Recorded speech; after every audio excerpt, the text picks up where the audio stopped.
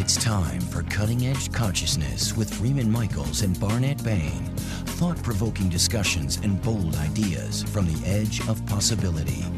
And welcome to Cutting Edge Consciousness. Freeman Michaels here. With Barnet Bain. Good moment. Good moment. It is a good, very good moment, isn't it? And it's a hot moment. Man, what is up with this? I'm loving it. I love it because we have both the heat and this wonderful, wonderful dry wind that is fortunately not a Santa Ana, so it's not a threatening wind, but it is this delightful kind of. It feels like a tropical kind of wind until mid-afternoon, and then it's no longer fun.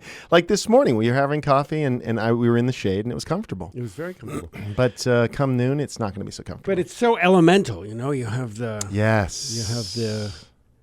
the winds of the thinking that's sort of blowing through it. I love it when the thinking that's blowing through. Is that what you just said? Yeah, that's exactly. Oh, that's poetic. I like that. There's a kind of a tempered relationship with thinking that is not overthinking, but it is a stimulating thinking. It's a fresh thinking. Well, and it shows up elementally for me as this wind. It's not a gale force where I'm in overthinking.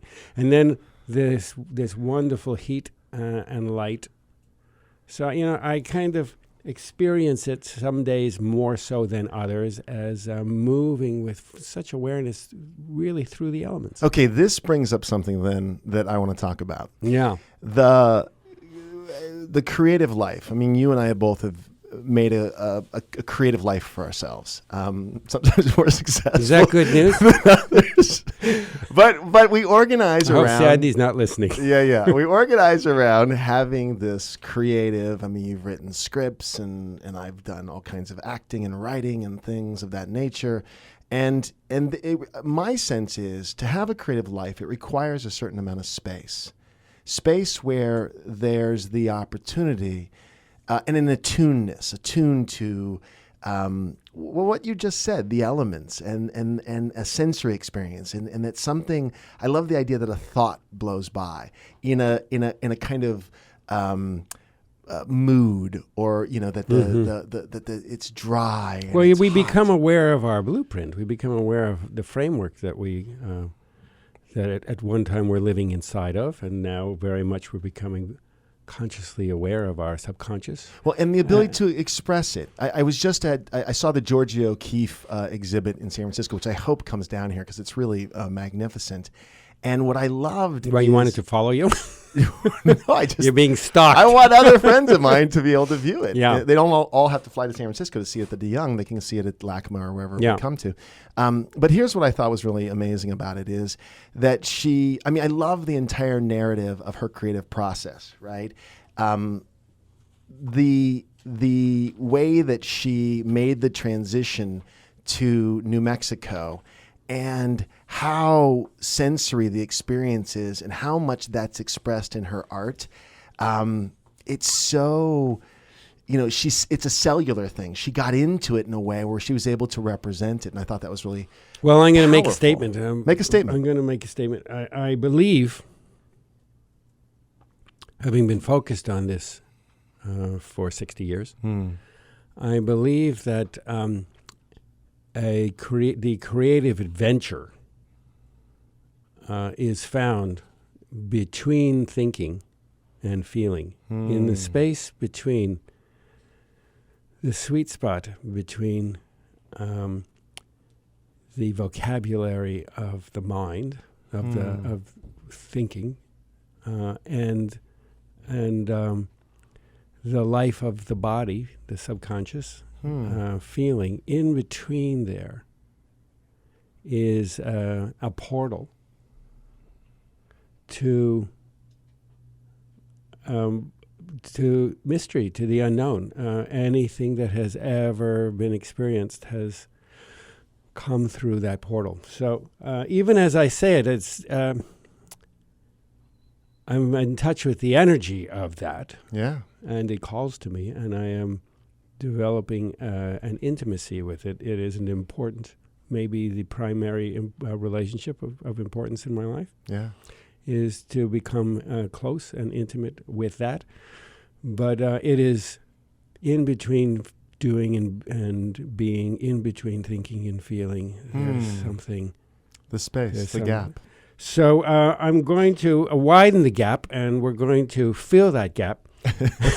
Don't fill it too much. With our guest. Oh, right, of course. We're going to invite our guest into that gap. We're so pleased to have... This guy actually can fill that gap. Well, right? yes, He'll widen the gap. It's probably what'll happen. So, yeah. Well, listen, it's one thing to go with innocence into the unknown. It's another thing to a little bit to feel that you're safely going into the unknown, that you've hedged your bets a little bit. Right. So I think I'm not going to kick open the door to that uncertainty without knowing that we have somebody that can lead us down the path there. That's good. So we're so grateful to have Dr. Joe Dispenza back with us again for the third time. The three Round strikes. 3. This is California, brother. Yeah. Three strikes. Put you away. 3 strikes. Oh, boy. So Dr. Joe has a new book called You Are The Placebo, Making Your Mind Matter. Yeah. And it is pretty spectacular. Those of you who tune regularly to this show know Joe. He's no stranger here. He received his Doctor of Chiropractic degree from Life University. His postgraduate training covered neurology and neuroscience and all sorts of smarty pants stuff. He's well known for having written Evolve Your Brain, The Science of Changing Your Mind, and Breaking the Habit of Being.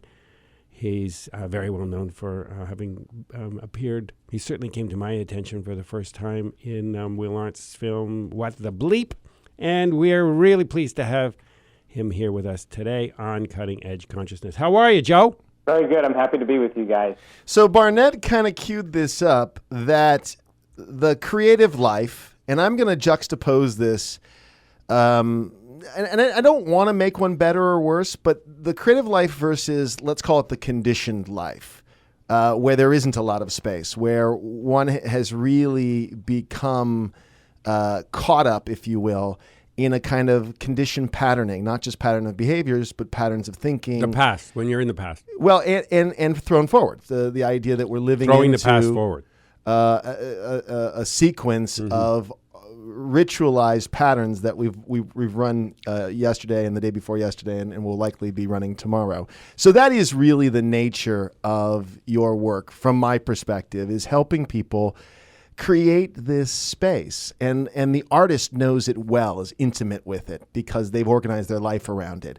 So that's the setup. So go. Yeah, let us know when you're finished.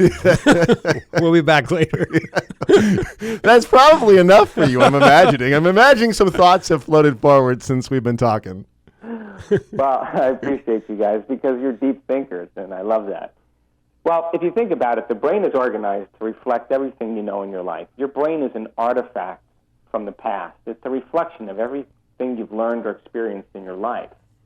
And if you're talking about the vocabulary of the brain or the mind, well, thoughts are the language of the brain or the vocabulary of the brain. So if you're waking up every day and, brushing your teeth with the same hand and using the toilet like you always do, and then washing yourself in the same routine way, and then drinking coffee out of your favorite mug and stopping at your favorite, breakfast place, and, going to work and seeing the same people and doing the same things, then for the most part then, if you've been doing that for, I don't know, let's be conservative, 10 or 15 years, then your brain hasn't changed at all that day. We could say that you're thinking the same thoughts, performing the same actions, and living by the same experiences and emotions, but secretly expecting your life to change.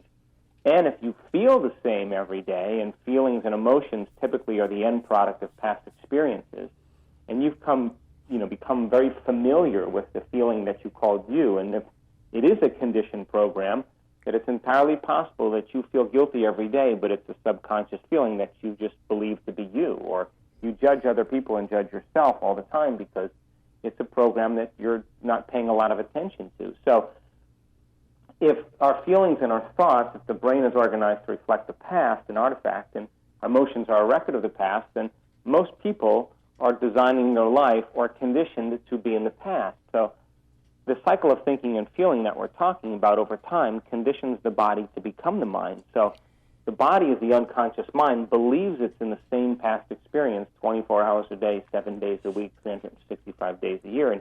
And once the body becomes the mind, it's literally in the past. So we can't create a new future by living in the past. So then, do you want to be defined by the memory of a past, or do you want to be defined by a vision of the future?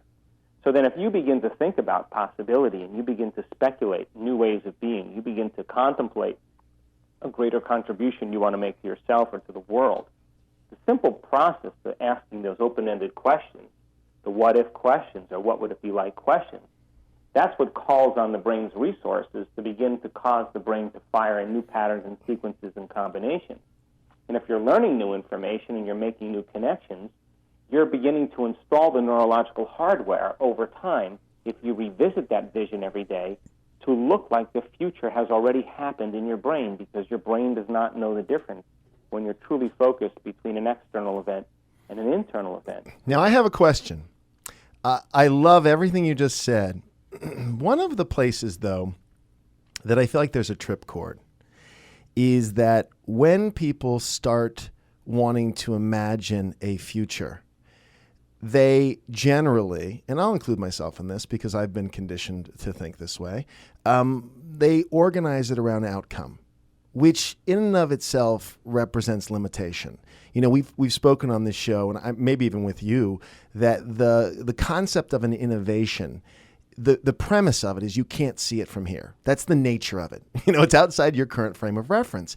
And so, and this is where I want your help, is that when we tell people that you can't create a new future by living in the past, and that the way to a really rich and rewarding life is to begin to imagine possibilities, to create a vision in your mind, yet the hindrance is we're so conditioned to organize around outcomes. Do you know what I'm talking about? Oh, I absolutely know what you're talking about. So there, like, there's a kind of hitch, if you will. I mean, it's kind of an oxymoron. Like, envision the future, but there's only like 4 options I can think of, you know, because that's my conditioned mind jumping in and hijacking the entire process.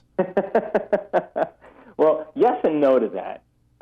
See, what happens is that we have to get pushed so beyond our known familiar self, and this is why life is the initiation process. It's entirely possible that when we step out into the unknown and we are in the creative, innovative state, that we actually don't know what we're going to create, but we're in the process of adapting to some of the conditions in our life that causes us to face those challenges from a greater level of mind. And this is where learning comes in, because people say, well, I can't create a vision of my future, or I can't see it, because I haven't experienced it yet. But if I said to them, well, what do you want? Let's start from there. And the person goes down a list of desires that they would like to experience.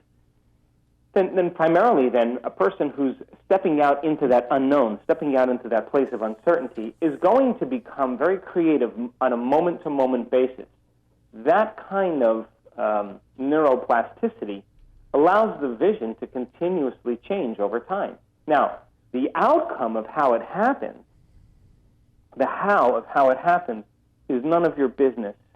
In other words, if you're truly moving into elegant and new states of being, then you have to trust in the unknown and not try to control the outcome, but allow the outcome to occur in a way that's right for you. That's where the magic happens. And so being comfortable in that place of uncertainty is really the mastery, because once we're in that unknown, the most common thing we want to do is A, try to control the outcome, or B, to go back to the familiar self and say it didn't work. Lingering there long enough and being able to adapt to the circumstances and conditions in your life, the vision begins to appear more and more, and if you're really passionate about it, it'll unfold, and then by the same means, getting out of the way and allowing something greater to begin to organize it and execute it in a way that we haven't thought of. So this is really a lesson that we can learn from and be inspired by our artists. I mean, artists absolutely know that form follows function, and they are focused on the function, and the form are handrails. They don't hold too tightly to the form. That is always something that is in process and part of the discovery. But the qualities, the curiosity that is involved, the curiosity is what fires up the discovery of function. And then the form is always, for an artist, received as a gift. And there's an attunement to a felt experience, which is embodied. Yes, feelings. which brings These it are into feeling a body. states. There's not. There's the engineer, Right. and then there is the emotional experience between Which could be called the engine. It is the synergy of those that creates the invokes the something more. Hey, I want to take a break. You do? You want to invoke? I don't want you want to invoke some commercial breaks? I'm compelled to You take don't want a break. to. You see how that plays with our sponsors? Yeah. I don't want to. No, I don't want to interrupt the conversation.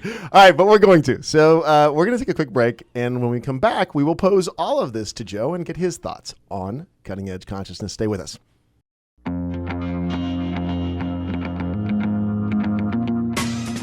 Welcome back to Cutting Edge Consciousness, thought-provoking discussions and bold ideas from the edge of possibility.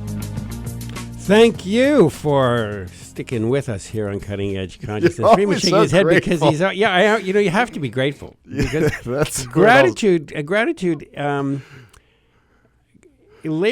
built into that frequency of gratitude is the wonder. So it is do you like think, it our, is do a you think wonder. our audience that listens to the show often is just waiting for the gratitude when we come back because you're always so grateful? Boy, for I still hope so. listening? Yeah, well, it's either my God, there actually somebody still out there. They haven't all tuned out into something else, but there is a to the point that we began to explore on the before the break. Yep. There is an embodied awareness. There is an intimacy with the feeling states, the vocabulary of the body that is absolutely critical to functioning as Joe's referring to this greater sense of mind. Oh, I wrote something down. Can I read it? Sure. So the idea that there's a quality-based vision which generates a feeling that becomes I wrote down a felt directive. And we follow the feeling into experiences, into potential outcomes. You got to feel it. You got to both do and be, feel and think. It is a dynamic mystery. All right, Joe. Joe, help us out now. Is that right over the plate? No. Are we in the strike we're doing zone? really well, because I really think that we're onto something. When you begin to explore possibility and you begin to wonder about what the experience could be like, if you're truly attentive and you're truly present in the moment with your brain capturing that possibility, when you freeze that possibility in your mind, the side effect of that is the emotion. So then you begin to give your body a taste of the future, because an elevated emotion then, if we're talking about gratitude or inspiration, then is the engine that causes you to move into a new state of being. So when you combine a clear intention with an elevated emotion, it's now your brain and body are no longer living in the past. They are getting a taste of the future. Now, if you can revisit that vision and combine that vision with an emotion every single day, you will teach your body emotionally to understand what that future is going to feel like. And if you then get your behaviors to match your intentions, and you begin to make choices that are congruent with your vision, you're going to walk into a destiny. If you don't make those choices, then you doubt in your creation. And many people, in the spiritual community or the New Age community, want the check to show up at their door. But you have to go out and to engage life on that level. And if you keep doing it, there'll come a moment where you will feel empowered before your success, that you will feel a freedom and abundance before your wealth. You'll feel love and inspiration before your new relationship. You will begin to feel awe and wonder before the mystical moment. You'll feel wholeness before your own healing. That, when you get to that point where you're feeling the emotion so completely, that's the moment you can surrender. And you can allow then the flow or the universe to begin to work with you. So there's a delicate balance, in my mind, between intention and surrender. Intention is getting clear on what you want, but if you over-intend, that's called trying, and that's when we bring in, all those emotions that go along with it. And if we over-surrender, a lot of people become lethargic and lazy. But when you really walk that razor's edge and you have a clear intention, but at the same moment you are surrendering to an outcome and just trusting how it's going to open up, we have to lay down the very thing we used our whole life to get what we want for something greater to occur. And it sounds easy to do, but that's the mastery right there. And this associative quality, I love that you use the word taste, because that's been so illustrated on this program, in fact, by neuroscientists who've been on here, who have made mention of, if you're about to eat something that's familiar to you, the neurochemicals or whatever the response is, the pleasure response starts something like 5 seconds in advance, or whatever the seconds are, I don't know, of the actual food hitting your mouth. In other words, the thought that you're going to be experiencing it is enough. And so this is a huge part of your premise of the book, The Placebo Effect, You Are the Placebo, is that in anticipation of something positive, then our lives go out looking for something to fulfill that anticipation, right?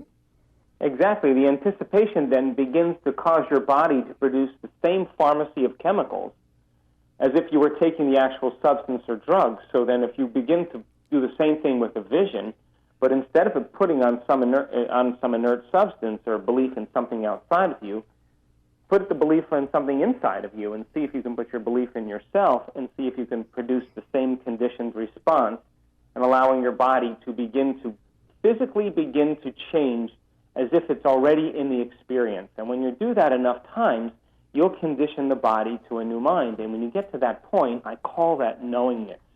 That's where you've reached that level of certainty where you know it's going to happen. You don't know when it's going to happen or how it's going to happen. You just know that it's going to happen. And that's kind of a cool place to rest. So this this mastery, this is a level of mastery that you're referring to. And it comes, you've already stated this, you've already given a little sort of heads up that we don't have a premature spirituality syndrome, but that there is required an awareness of what is tucked into the basement, what we have in storage in the basement, so that we are not making cosmetic choices. But when we are aware of what is in the basement, and we are then able to develop a practice, the skill. It's really a skill of being able to tune into emotional experiences, levels of more and more empowered emotions, to be able to hold those. Magic happens, magic flows. Right, because mind and body are working together in that moment. Now, this is an easy thing to talk about, right? But if you're addicted to certain emotions that keep you anchored to the past, then the true work is overcoming those emotions that keep us bound to the past. And those emotions are driving certain thoughts, which then create the same emotions, and there is no gap. And some of these emotions are, I mean, we have menus upon menus upon menus, but there are a numbers of fundamental scenarios that are in play, that some of which may be even brought in, that are so hardwired into our system, out of which everything else proceeds like a phone tree. And the work is, yes, to clear away all the clutter that stands in the way, but until we hit that bottom line. So what advice do you have for those of us who are willing to deal with that bottom line? Well, the bottom line is your personality creates your personal reality. That's it. And your personality is made up of how you think, how you act, and how you feel. I'm talking about the specific, and it's unique to every individual, the specific blueprinting of the foundational energy out of which all of the other thoughts, feelings, choices, decisions, attitudes, et cetera, are expression, the fundamental bottom line that we have. And as you said earlier, the spiritual imperative is to become aware of that, so that they are conscious, and you can not simply go into denial or unawareness of them, but you can become aware of them as they express and make choices that supersede them. What is the path? Yes, what is the path towards the recognition of that? What is the password? The path. What is the path? Yes. What would you say is the shortest distance between the undistracted distance between where we want to be and really fundamentally understanding the bottom line of that resistance? Well, I think it's really the fear of the unknown. I think that most people, the moment they no longer make the same choice, they're stepping out from their known self into the unknown self, and that fear is really uncomfortable. It's uncertain. It's scary for a lot of people, and so the moment they don't feel like themselves any longer, or the moment we don't feel like ourselves any longer, the first thing we do is we start clinging to the known thoughts, the known attitudes, the known beliefs.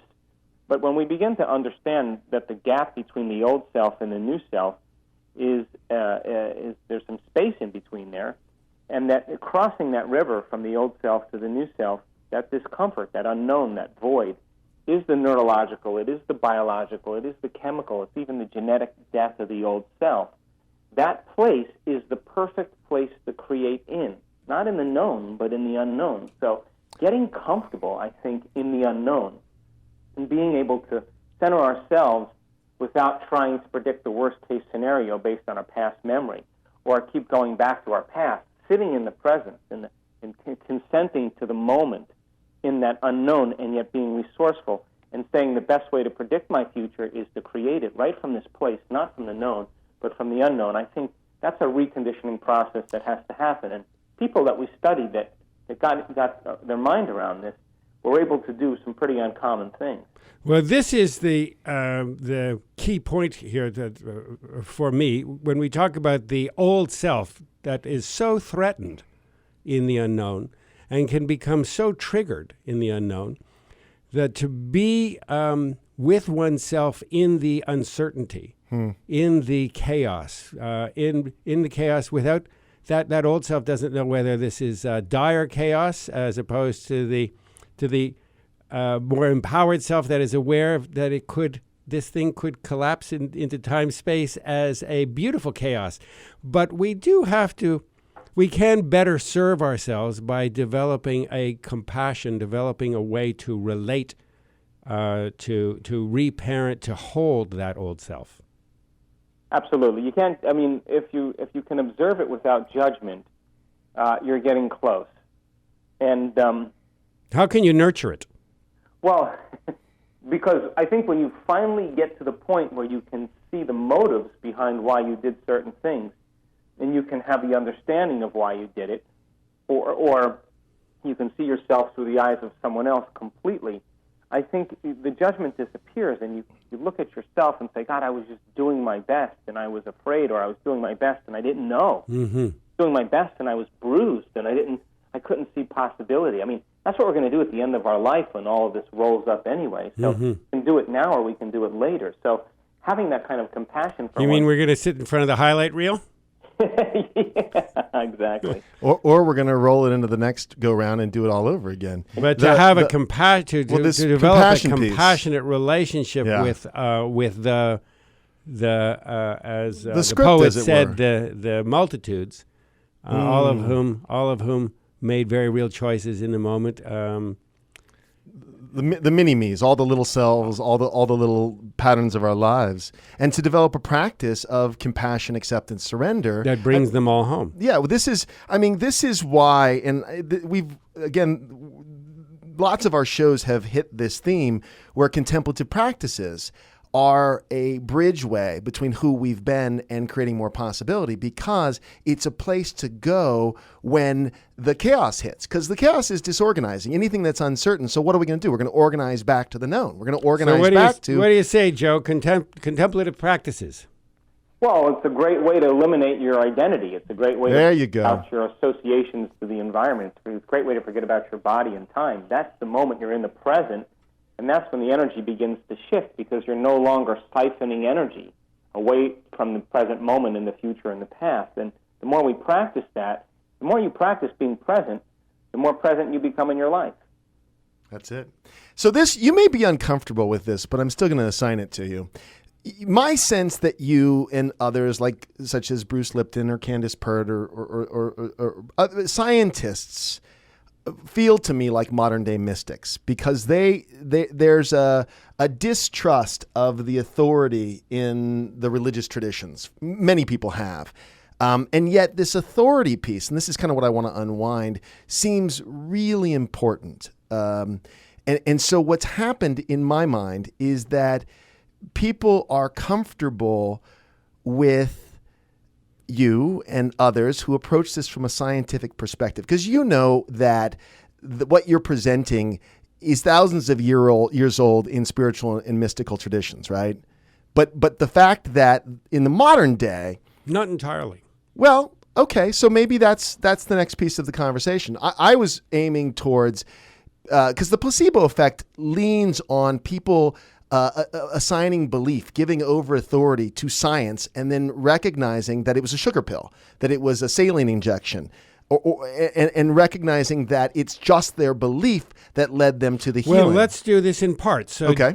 Part A, Joe. Yes, some of what we are, some of the new spirituality ain't new, and some of it is new. How would you respond to that statement? Well, I think science has become the contemporary language of mysticism. I think science unifies community.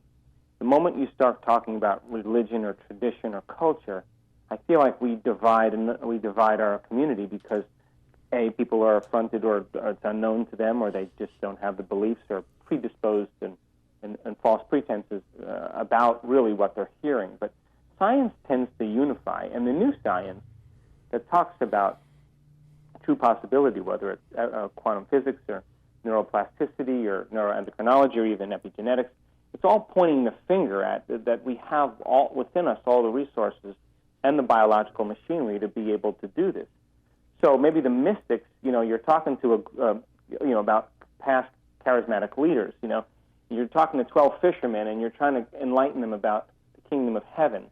You may have some difficulty because there's not a common paradigm, so you may talk in parables. But right now, the model really that I feel very strongly about is really the model of science, because people want to be informed. This is an age of information. And because information is so readily available, ignorance is a choice. People are informed, and because of that, the present paradigms that have been built on ignorance are beginning to collapse. And people are beginning to make choices for themselves because they're not relying on that paternalistic model of I'm lesser and this person knows more. They can research anything they want now and become their own really mystic. And I like that, because this is a time in history where it's not enough to know. This is a time in history to know how. And when people begin to apply that philosophical and theoretical and intellectual information for the experience, they get to have the truth of that experience. And the science then begins to assign meaning to help us understand what we're doing and why. That's brilliant. That was, sometimes, Barnett's right earlier in the show. Sometimes we could just unplug and let you go for a while, Joe. It's delightful the clarity with which you string this stuff together. Just so you know, you're always invited back here. It's just an absolute delight to have you, because Barnett and I, we scratch around in the dark over here, but there's something about the way you word things and how you string this together. Yeah, leave a light on. Quite leave a light on when you leave, would you, Joe? Let's let folks know before we let you go where they can get a hold of you, and we highly recommend. We also want to remind them that You Are The Placebo, Joe's new book, You Are The Placebo, Making Your Mind Matter. Available Amazon and all of the usual places. And Joe, where else can our folks keep track of what you're doing? I think the easiest way is my website is just drjoedispenza.com, drjoedispenza.com, and on there is just a list of events that we do. I'm in a different city every weekend, and other things that we're doing, on the internet, et cetera, et cetera. But the website's probably the best place.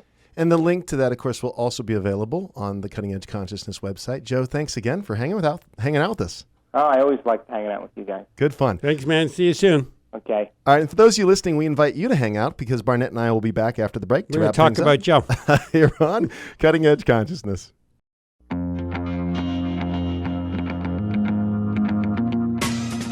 Welcome back to Cutting Edge Consciousness, thought-provoking discussions and bold ideas from the edge of possibility. And welcome back to Cutting Edge Consciousness. Freeman Michaels here with Barnet Bain. Don't thank anybody for sticking with us. Don't do it.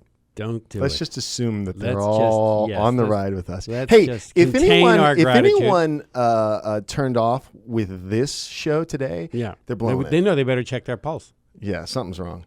So if you're tired of the self you've identified with and you're open to discovering a new possibility for your life, Joe Dispenza has some cool ideas of how to transition and move into something new. Something. Cool. Something. So, Freeman, what's the most heart-bending, mind-bending piece of what you heard today?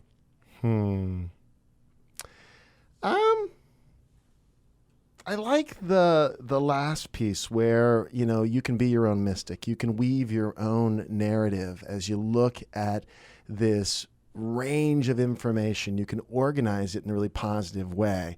Now, look, the flip side of this is also true. You can create your own nightmare. So if you really want to, find things to be spooked out about, you can do that too. But there's a tremendous opportunity to organize the information that we're all sharing in the collective consciousness into something that can take you beyond where you've been and open doors and portals of possibility. Get exciting, get fired up with new information, and that can be explained in a scientific or neurochemical way. That new synapses are the synapses are firing off and creating new neural pathways, and so we're expanding our mind, as it were. That's a great explanation. Mm-hmm. But you and I always circle back to the creative explanation, which is something wants to emerge, and if we can become attuned to it.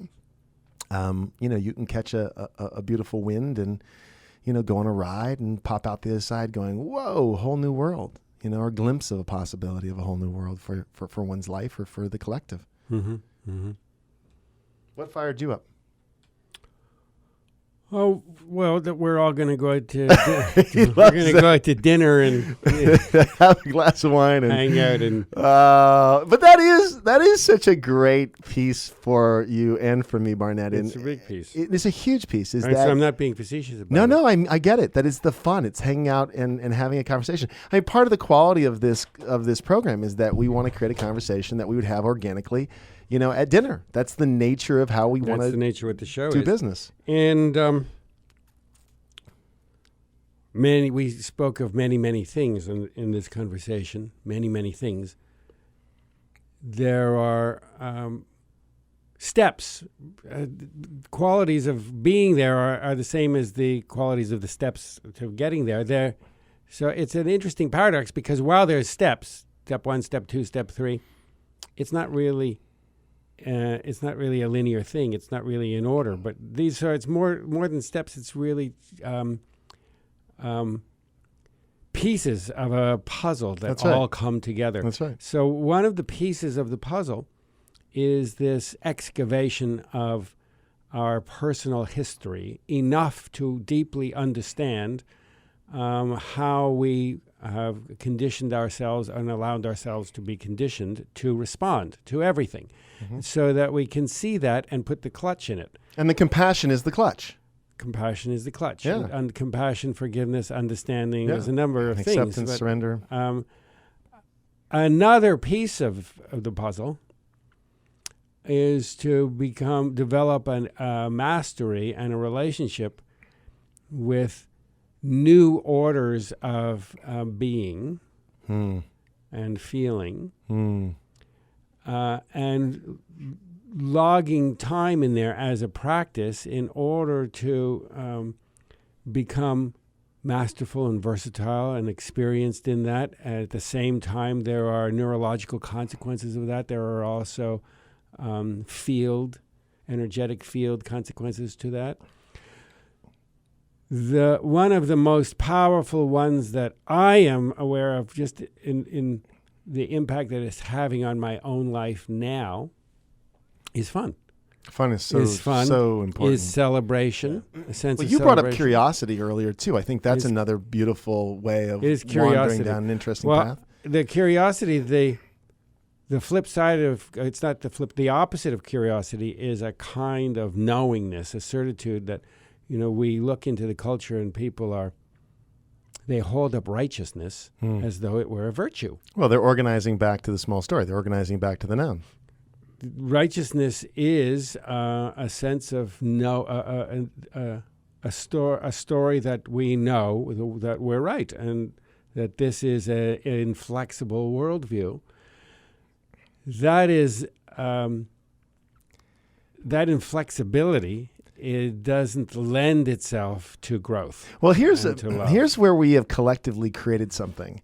The world is changing so fast that even the most staunch, doubling down on, righteous fundamentalist mentality, there's enough in the collective experience that it's coming apart, whether you like it or not. So, it's okay if people want to double down and get fundamentalist and try to go back. They can. It's just going to be more and more uncomfortable because the world around them is shifting. Well, this is the other thing that I responded to with a real sense of wonder and joy, listening, as I always feel wonder when I listen to Joe. Love Joe. It's just amazing. God, he's great. But also, this time I was listening to him, and there was I had a joyful experience too, feelings of real joy and thankfulness and awe that this is not such a marginal conversation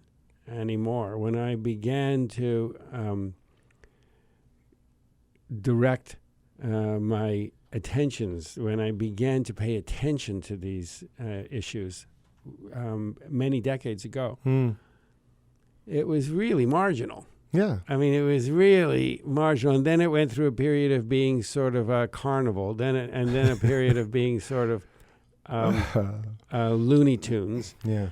And that it is so mainstream, and that Joe can come on and talk. He's so erudite, and to speak with such a command of the science and the poetry of being able to communicate it, and that it is so it's the new normal, and that I can look across the sweep of my life from being and feeling like an outlier to really solidly in something that has been birthed into the mainstream is thrilling. You just stuck with weird long enough, and everyone caught up, Barnett. I know. It's Congratulations. Like, just waiting. Pretty soon, everybody's going to be wearing bell bottoms again. Yeah, don't do that.